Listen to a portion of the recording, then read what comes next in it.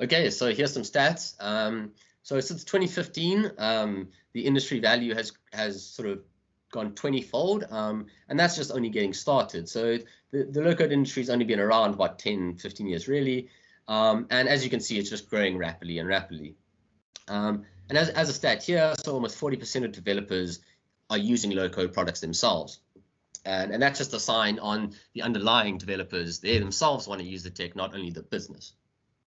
Now, like I said, non-IT experts are able to implement design. So here we can see 60% of all custom apps are built outside the IT department. So this is really opening up the space for subject matter experts, people who are specialized in their flow of business. They can implement their own customized business apps, which are way more in line with what they want. And then out of these 60s, 30% are built by employees with no technical development skills. So you can have users completely unused to using computers, and they can eventually build their own platforms. And here we just see by 2024, it'll be responsible for more than 65% of application development. Now that is a massive increase. So this trend isn't going away, and it's not a fad. So more and more businesses are looking at to solve their issues, like I've mentioned before.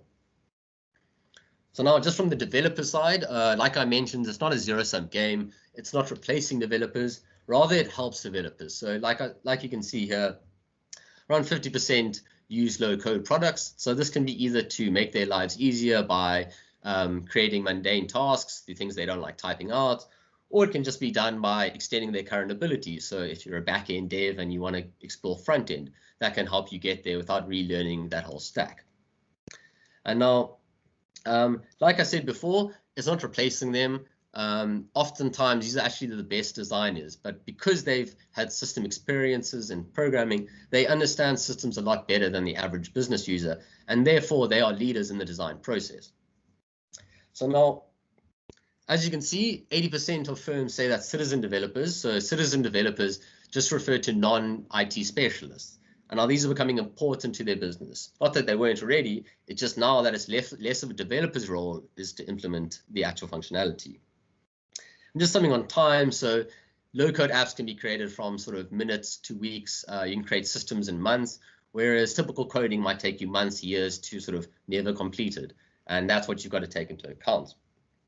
And here we go. Here we see just 80% of developers just believe it can free up their time, and it's definitely viable for mission critical applications. So from my experience, I've built all types of small apps, from sort of just simple invoice processing to mass payment to Swift integrations to APIs and report processing. So you really can build a whole range of programs just developing, depending on how much time you have and your budget. And then just another rise is just citizen developers. So low code allows non-IT people to really just become Mr. Robot almost. So with COVID and everyone sitting at home, I don't know if you guys have had it, but lots of my friends and people have been interested in really just implementing the functionality they want to see in the world, but they haven't spent the last 10 years studying code.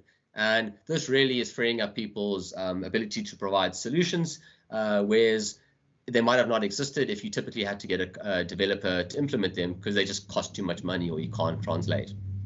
And that's really where the growing trend, and that's where I see a lot of value in low code, is non-IT people being able to upskill themselves like they would have if they studied coding.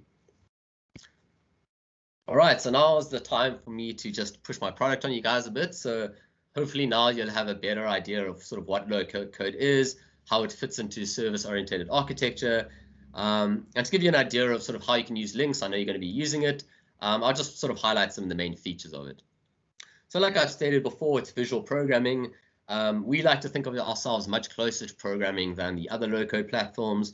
So the abstraction, we've abstracted, I think, to a level which still allows you the same level of customization as you would sort of C# or .NET, but it's just much quicker. The boring, mundane things have been abstracted, but the core functionality allows you to create any type of logical flow.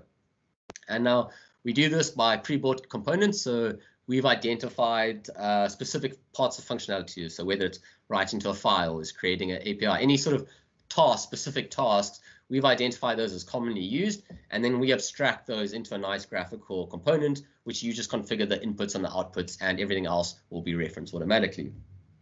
And then abstractions. So Linx is a highly abstraction language. You can create functions inside of functions, and you can modularize your data at every level you want, whereas the other platforms are a bit more restrictive on what you can and cannot do. And then finally, just some of the main use cases of Linx. So it's an integration layer primarily. So as you saw in that diagram I had with Linx connecting everything, Linx is perfect for slotting it in the middle of multiple systems. So whether you have a legacy database with a Shopify instance and a Xerox instance, you can get these all talking together. I've never had a problem integrating with any sort of system, whether it's APIs, file imports, or databases. You can make them all talk together and transform that data.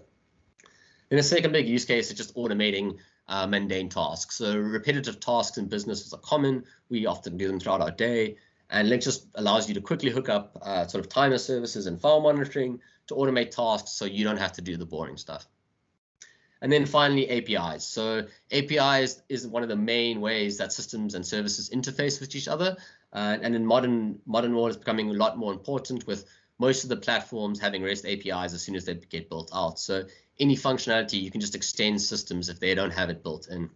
And this really allows you to sort of expose anything as a service. So you can take a database, any sort of manual existing process, you can expose it as an API and actually get the all talking to your Linx application.